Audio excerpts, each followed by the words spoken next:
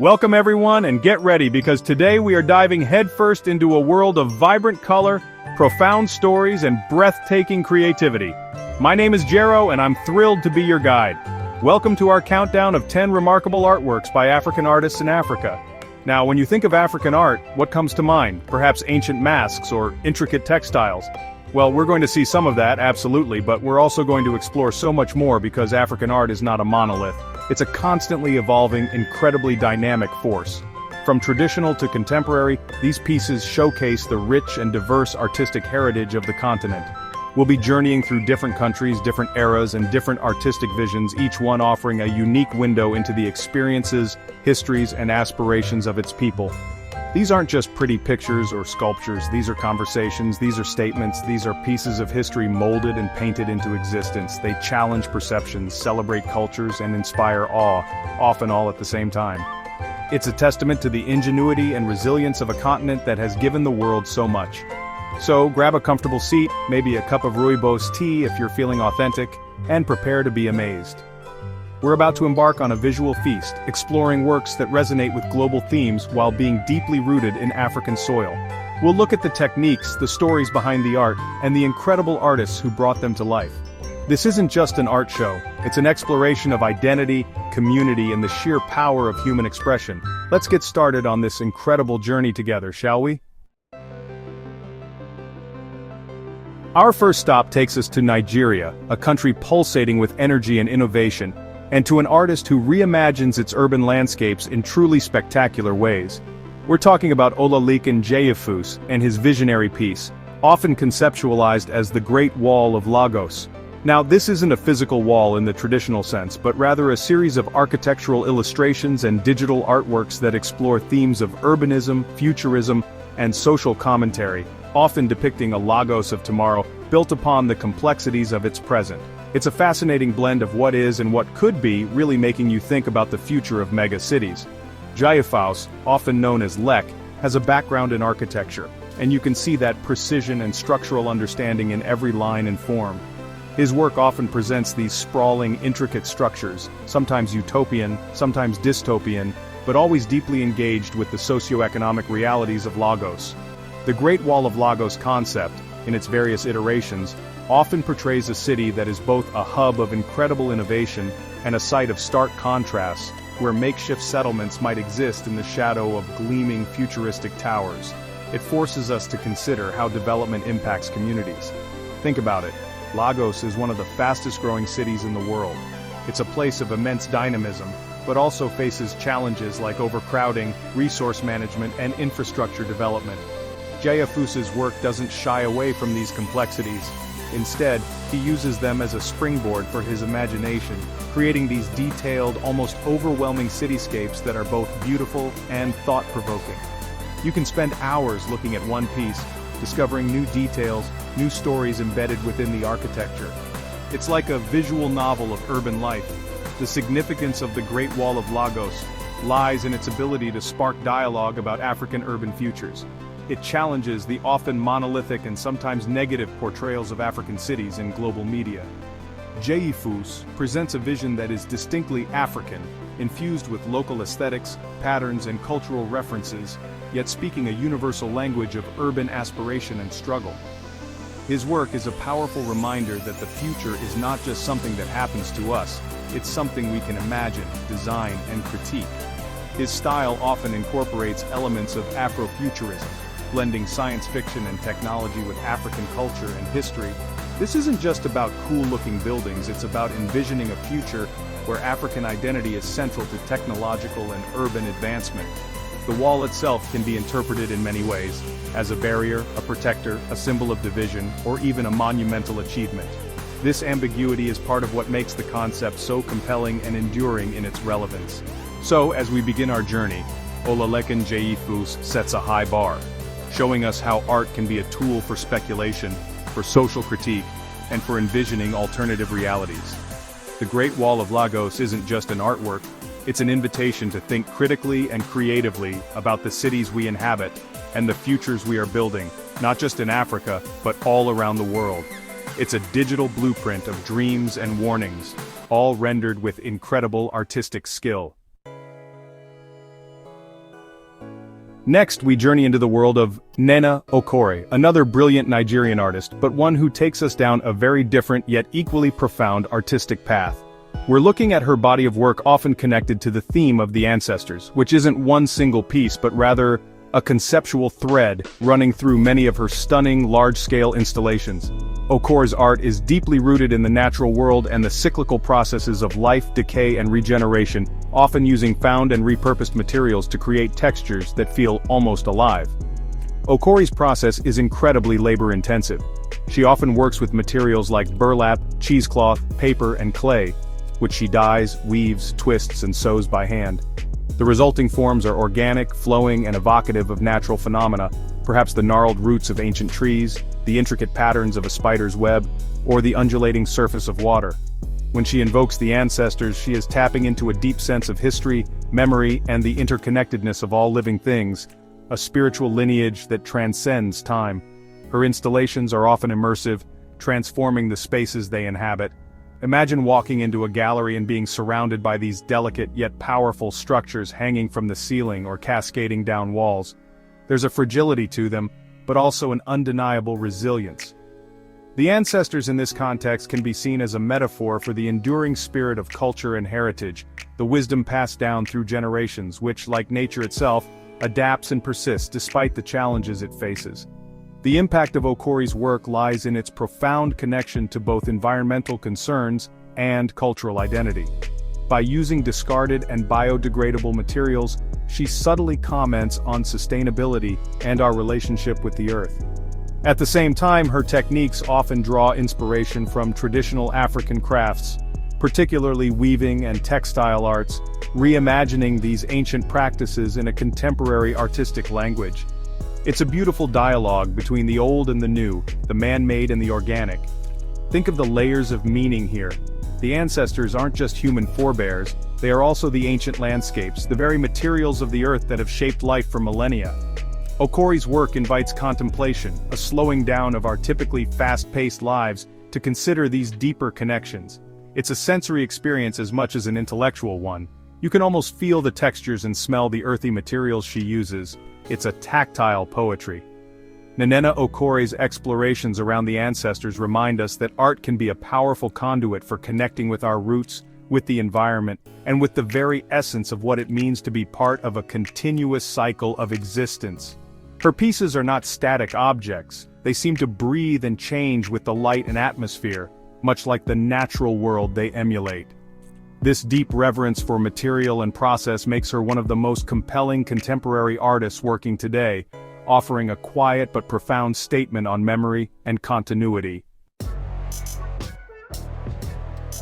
Now let's turn our attention to a giant of African art, El Anatsui, a Ghanaian artist who has spent much of his career in Nigeria, and whose work has captivated audiences worldwide. While he has many iconic series, the spirit of something like the Tree of Life resonates deeply within his massive, shimmering tapestries made from discarded bottle caps. These aren't just sculptures, they are monumental curtains of metallic fabric, undulating with color and light, each piece telling a complex story of trade, consumption, environment, and cultural exchange. El Anatsui's signature material is the aluminum bottle cap sourced from liquor bottles. Thousands, sometimes hundreds of thousands of these caps are flattened, shaped, and painstakingly stitched together with copper wire by a team of assistants under his direction. The process itself is a commentary transforming detritus, the remnants of consumption, often linked to colonial trade histories as alcohol was a major trade item, into objects of breathtaking beauty and profound meaning. It's alchemy, really, turning waste into wonder.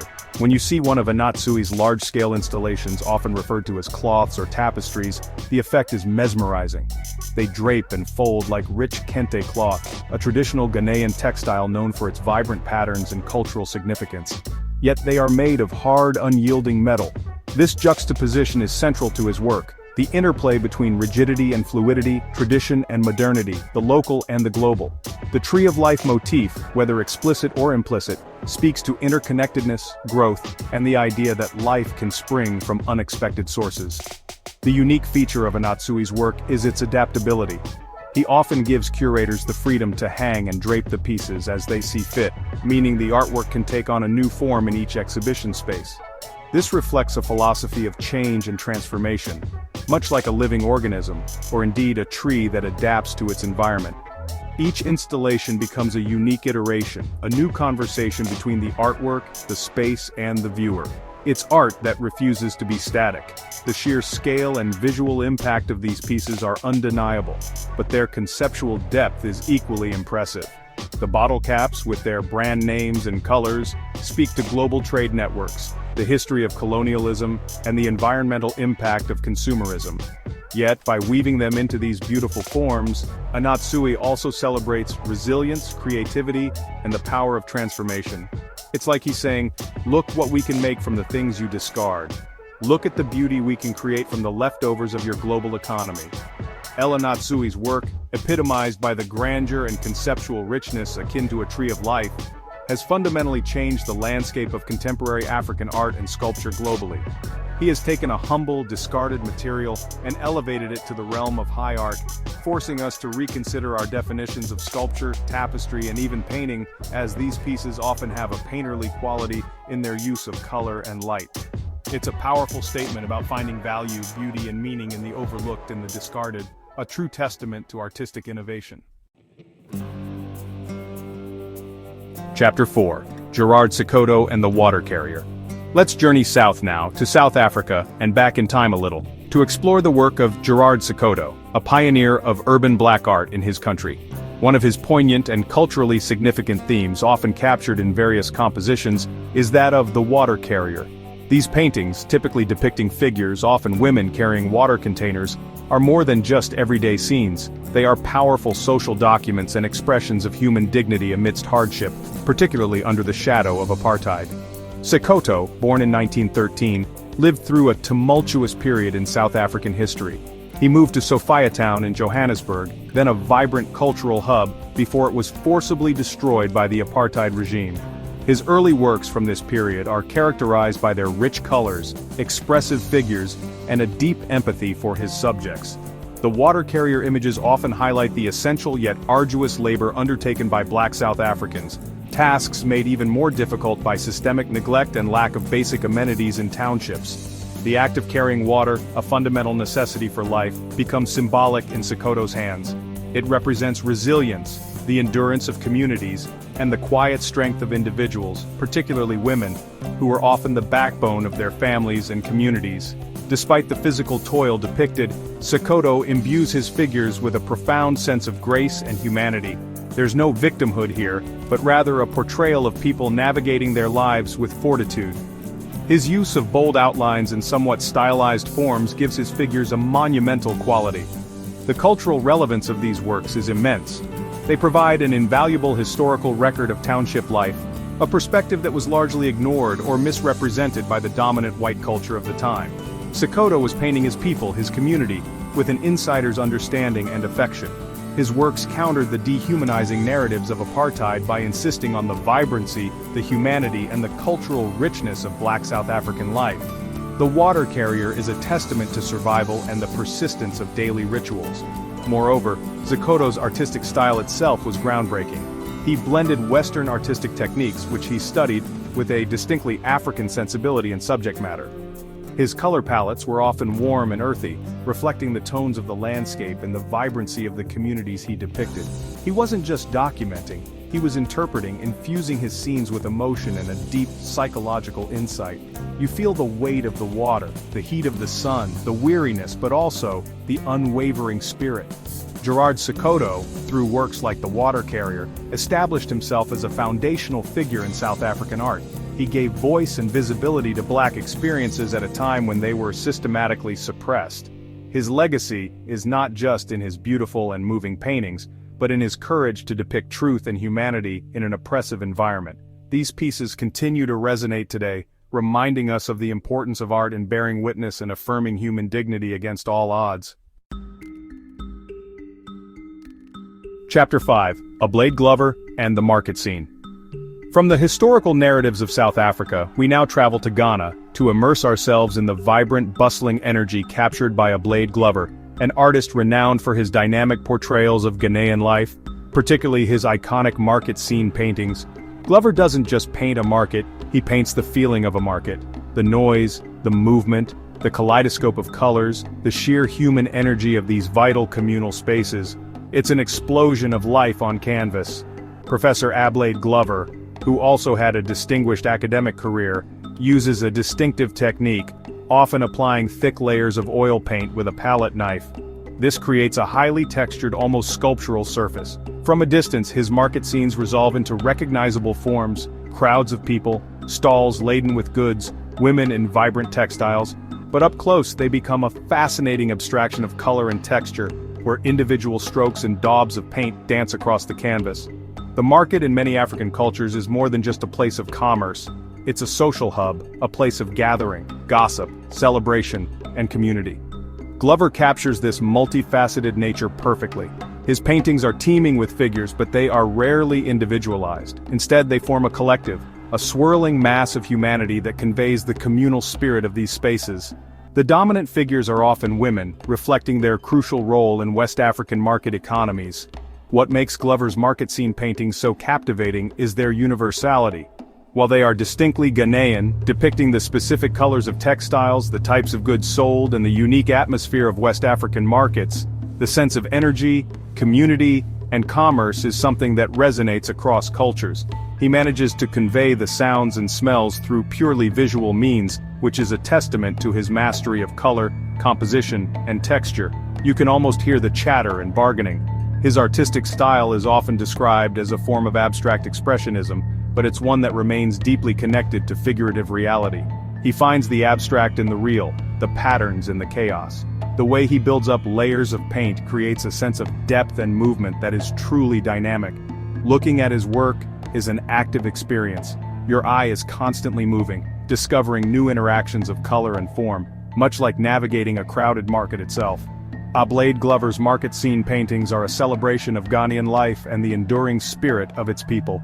They are joyful, energetic, and full of affection for his subject matter.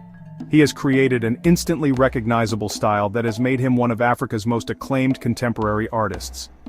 Through his work, the humble, everyday market is elevated to a subject of epic visual poetry, a vibrant testament to the pulse of a nation and the beauty of collective human activity.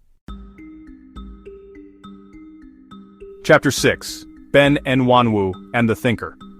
Our artistic exploration now brings us back to Nigeria to encounter one of its most celebrated and influential modern artists, Ben Nwanwu. While he created many iconic pieces including the famous Tutu portraits, his sculpture, The Thinker, sometimes also known as Anyanwu or Awakening, holds a particularly significant place in the narrative of post-colonial Nigerian art and identity. This isn't Rodin's thinker, lost in solitary contemplation. This is an African thinker, rising, aspiring, and embodying a new dawn. The thinker, often cast in bronze, typically depicts a slender, elongated figure, often female, reaching upwards, sometimes with features that evoke classical Nigerian sculptural traditions, particularly Igbo art. The title itself, Anyanwu, translates from Igbo as the sun, symbolizing awakening, enlightenment, and the dawn of a new era.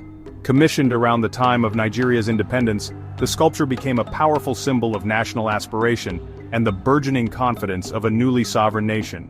Nwanwu was a pivotal figure in blending indigenous Nigerian artistic traditions with Western techniques. He studied art in the UK but remained deeply connected to his cultural roots.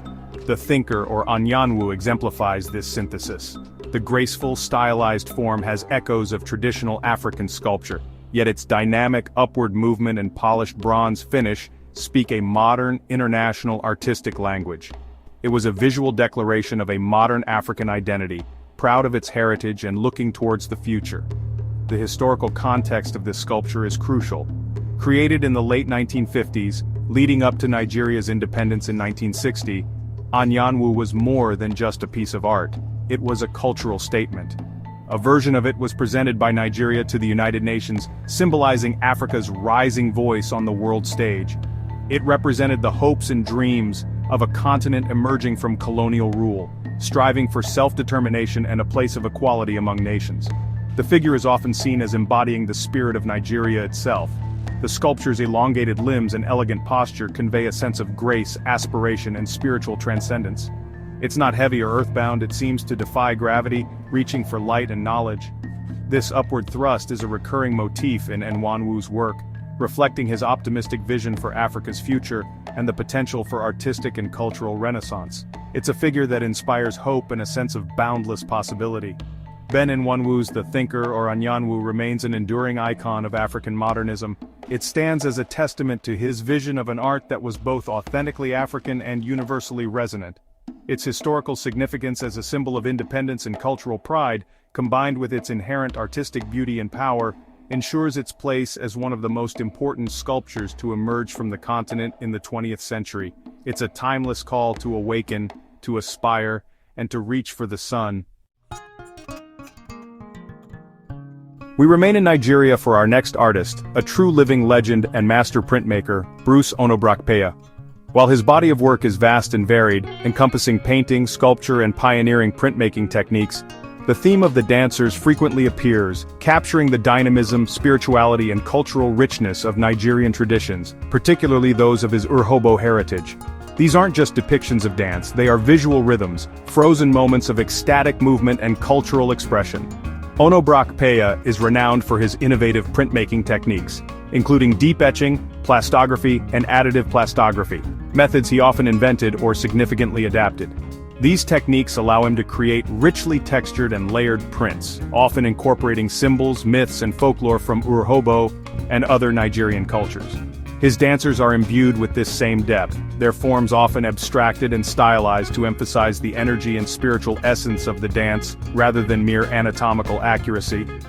Dance in many African cultures is not just entertainment, it's a form of communication, a historical record, a religious ritual, and a social cohesive. Onobrakpeya's dancers often seem to be participants in sacred ceremonies or communal celebrations, their bodies adorned with traditional regalia, their movements conveying ancient stories and beliefs.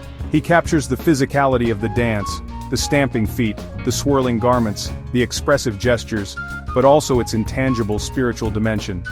The influence of Onobrakpeya's work and his depictions of the dancers has been profound. He was a key member of the Zaria Art Society, a group of artists in the late 1950s and early 1960s who sought to decolonize art education and create a modern artistic language that was distinctly African. His commitment to exploring and reinterpreting indigenous themes and aesthetics has inspired generations of Nigerian and African artists. He showed that modernity and tradition could coexist and enrich each other. His prints often have a jewel-like quality with intricate details, rich colors, even in monochrome works the tonal variations are exquisite, and a sense of timelessness. The figures in his Dancers series might be performing dances that are centuries old, yet they feel vibrant and contemporary through his artistic interpretation. There's a sense of profound respect for the cultural heritage he depicts, but also a creative freedom that makes the work entirely his own. It's a living tradition, not a static relic. Bruce Onobrakpeya's The Dancers are more than just images. They are an immersion into the heart of Nigerian culture. They celebrate the human body as a vehicle for expression, the power of ritual, and the enduring strength of tradition in a rapidly changing world. His innovative techniques and deeply personal vision have secured his place as one of the most important and influential African artists of our time, a storyteller who uses line, texture, and form to make culture dance before our very eyes. Our journey now takes us deep into the heart of Yoruba, carving tradition with the master sculptor Lamidi Olanede Fakeeye. While the mask is a broad category, Fakeye's work is synonymous with the revitalization and contemporary expression of traditional Yoruba woodcarving, creating powerful figures, doors, and yes, masks that carry profound cultural and spiritual significance. He wasn't just a carver, he was a custodian of an ancient art form, adapting it for new contexts while preserving its essential spirit. Lamidi Fakeeye hailed from a long lineage of Yoruba carvers, a heritage stretching back generations. He learned the craft from his father and other master carvers, mastering the intricate techniques and iconographic language of Yoruba sculpture. His masks, and indeed all his sculptures, are characterized by their balanced compositions, serene expressions, and meticulous attention to detail, often depicting figures from Yoruba mythology, history, and daily life. They are imbued with a sense of dignity and spiritual presence. Yoruba masks are not typically worn for mere entertainment. They are integral to religious ceremonies, festivals, and masquerades like Egungun or Galidi, where they serve as conduits to the spirit world, embodying ancestors, deities, or other spiritual entities. Fakai understood this deep spiritual context. While his works were also created as standalone art pieces for galleries and collectors, they never lost their connection to the cultural wellspring from which they emerged. Each chisel mark seems to carry the weight of tradition. What makes Fakai's contribution so significant is that he worked during a period when traditional arts were often under pressure from colonial influences and modernization. He not only preserved the techniques but also innovated within the tradition, creating larger, more complex pieces, and adapting his style for new patrons, including universities and international collectors. He effectively bridged the gap between traditional Yoruba carving and the contemporary art world, demonstrating the enduring relevance of this ancient craft. His figures, whether in mask form or as full sculptures, often feature characteristic Yoruba stylistic elements, slightly elongated heads, symbolizing the seat of wisdom or ori, elaborate hairstyles or headdresses, and often, scarification marks. The surfaces of his carvings are typically smooth and finely finished, often stained with natural pigments to enhance the beauty of the wood. There's a calm monumentality to his work, a sense of timelessness and quiet power that commands respect. Lamidi Fakai, who passed away in 2009, left an indelible legacy. He was not just a creator of beautiful objects, he was an educator, a cultural ambassador, and a testament to the resilience and adaptability of African artistic traditions. His masks and sculptures continue to speak to us of the richness of Yoruba culture, the importance of lineage, and the profound connection between art and spirituality. He carved stories, beliefs, and a deep cultural identity into wood, ensuring their transmission to future generations. We return once more to Nigeria, a true powerhouse of artistic talent, to appreciate the work of Yusuf Grillo, another seminal figure in Nigerian modernism, and a master of color and form. While Grillo painted many subjects, his depictions of figures like the drummer are particularly evocative, capturing not just the musician but the essence of music and its cultural importance. His distinctive style, often characterized by elongated figures, geometric planes, and a cool, blue-dominated palette, is instantly recognizable. Grillo, like Onobrakpeya, was a prominent member of the Zaria Art Society, advocating for natural synthesis, the blending of indigenous Nigerian art forms with Western techniques to create a contemporary African art. His drummers, and indeed most of his figures, are rendered with a graceful elongation and a sense of quiet introspection. They are not overtly expressive in a boisterous way, but rather convey a deep internal rhythm and concentration. The focus is often on the serene dignity of the individual. The drummer in many African societies is a vital figure, more than just an entertainer. They are historians, communicators, and spiritual intercessors, their rhythms capable of invoking spirits, telling stories, and marking important life events. Grillo's drummers seem to embody this profound role. The way he breaks down forms into subtle, interlocking planes of color, often in varying shades of blue, indigo, and violet, creates a stained glass effect, lending a sense of spirituality and timelessness to the scene. His use of color is particularly noteworthy. While blue is a dominant hue, giving his paintings a cool, contemplative mood, he often introduces subtle, warm accents that add depth and vibrancy. The blues themselves are incredibly varied, creating a rich tapestry of tones that define the forms and create a harmonious, almost musical composition. It's as if the colors themselves are notes in a visual symphony. His drummers are not just playing music, they are of music. Grillo's artistic style is a sophisticated fusion. You can see influences of post-impressionism or cubism in his geometric simplification of forms, but the subject matter, the mood, and the cultural sensibility are unmistakably Nigerian. He captures a certain elegance and poise that is characteristic of Yoruba figures in art. His drummers are often solitary or in small groups, emphasizing the personal connection between the musician and their instrument, the artist and their craft. Yusuf Grillo's depictions of the drummer and other cultural figures have made a lasting impact on Nigerian art. He created a visual language that was both modern and deeply rooted in his cultural identity, offering a sophisticated and nuanced portrayal of Nigerian life. His paintings are celebrated for their serene beauty, their masterful use of color, and their ability to convey profound emotion through subtle means. He painted the soul of his culture, one graceful blue-toned figure at a time. Our final artwork, or rather the spirit of an artwork, brings us to the incredible world of Chief Nike Davies Okende, a powerhouse of Nigerian art, particularly renowned for her work in textiles, beadwork, and painting. While she is a multifaceted artist, the image of the weaver, both literally as she is a master weaver and metaphorically as a weaver of culture and community, perfectly encapsulates her monumental contribution. She is an artist, an educator, and a cultural entrepreneur who has empowered countless others. Chief Davies Okunde is best known for her large-scale, intricately patterned Adire textiles and her vibrant, detailed paintings that often draw from Yoruba mythology, traditions, and social commentary. Her journey is remarkable. She had no formal Western education beyond primary school, but was trained from a young age by her great-grandmother in traditional crafts like Adire, indigo dyeing, weaving, and beadwork. This deep grounding in indigenous knowledge forms the bedrock of her artistic practice. The act of weaving, central to many of her textile works, is a powerful metaphor. It involves interlacing threads to create a strong, beautiful, and cohesive fabric. Davies Okunde has, in a similar way, woven together traditional techniques with contemporary artistic expression, and perhaps more importantly, has woven a network of artists, particularly women, whom she has trained and supported through her Nike Art Centers. The weaver is not just creating cloth, she is creating community, preserving heritage, and fostering economic independence. Her paintings are often densely populated with figures, symbols, and patterns telling complex stories. They are visually stunning, bursting with color and energy, reflecting her deep understanding of Yoruba aesthetics and cosmology.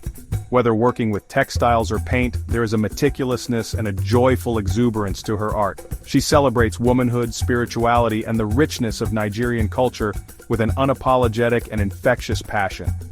The legacy of Nike Davies Okunde extends far beyond her individual artworks.